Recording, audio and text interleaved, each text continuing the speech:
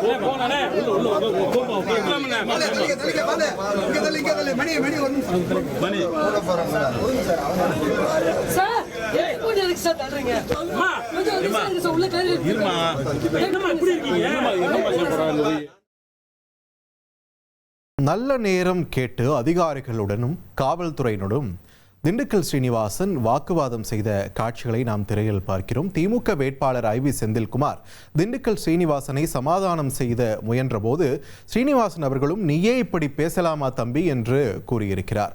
திண்டுக்கல் சட்டமன்ற தொகுதிக்கான வேட்புமனு தாக்கல் விறுவிறுப்பாக நடைபெற்று வரும் நிலையில் இன்று வருவாய் கோட்டாட்சியர் அலுவலகத்தில் அதிமுக மற்றும் திமுக வேட்பாளர்களிடையே ஏற்பட்ட நேர போட்டி மற்றும் காவல்துறையினருடனான வாக்குவாதம் பெரும் பரபரப்பை அங்கு ஏற்படுத்தியுள்ளது. திட்டமிட்ட நேரமும் மாற்றமும் முன்னாள் அமைச்சரும் அதிமுக வேட்பாளருமான திண்டுக்கல் சீனிவாசன் இன்று காலை 11 மணிக்கு வேட்புமனு தாக்கல் செய்ய திட்டமிட்டிருந்தார்.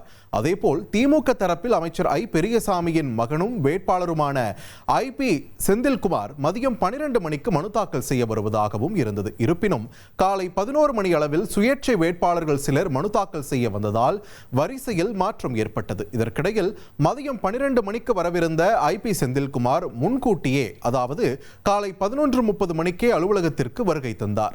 அதிமுக வேட்பாளர் திண்டுக்கல் சீனிவாசன் மதியம் 12 மணி அளவில் அங்கு வந்து சேர்ந்தார்.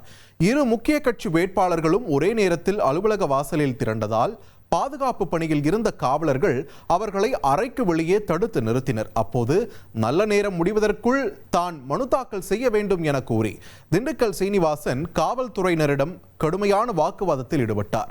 திமுக வேட்பாளர் ஐபி செந்தில்குமார் திண்டுக்கல் சீனிவாசனை சமாதானம் செய்ய முயன்றார். அப்போது நீயே இப்படி பேசலாமா தம்பி என்று அவர் கூறியிருக்கிறார். இறுதியில் முதலில் வந்தவர் என்ற அடிப்படையில் ஐபி செந்தில்குமார் அதிகாரியின் அறைக்குள் அனுமதிக்கப்பட்டார். இதனால் அதிருப்தி அடைந்த திண்டுக்கல் சீனிவாசன் தனது நல்ல நேரம் கடந்துவிடக் கூடாது என்பதில் உறுதியாக இருந்து மீண்டும் காவல்துறையினருடன் வாக்குவாதத்தில் ஈடுபட்டார். இறுதியில் அதிகாரப்பூர்வ பாதையை தவிர்த்து மாற்றுப்பாதை வழியாக சென்று தனது வேட்பு மனுவை முதலில் பெற வேண்டும் என்று அதிகாரிகளிடமும் வாக்குவாதத்தில் ஈடுபட்டார். ஒரே நேரத்தில் இருவரும் கட்சி வேட்பாளர்கள் மோதிக்கொண்ட இந்த சம்பவம் திண்டுக்கல் பகுதியில் பெரும் பரபரப்பை ஏற்படுத்தியது. இனி செல்லும் இடமெல்லாம் செய்தி. தந்தி டிவியின் வாட்ஸ்அப் சேனலை ஃபாலோ பண்ணினா செல்ல இருக்கும் இடமெல்லாம் செய்தி. இதோ QR கோட் இப்பவே ஸ்கேன் பண்ணுங்க, ஃபாலோ பண்ணுங்க.